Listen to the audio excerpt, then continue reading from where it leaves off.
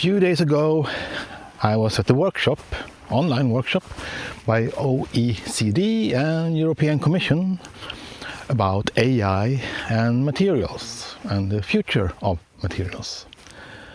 And one interesting thing was that there's a lot of data necessary for being used with AI. And also, data is not always accessible.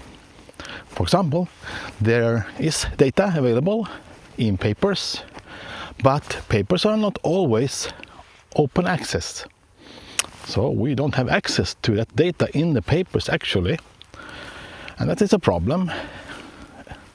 Another problem or opportunity is that there is data in the lab books, but the results from the lab books are not published. So how to access data in the lab books? So those things are very interesting for the opportunities we can have coming to data and the use of data for AI and for the digital transition.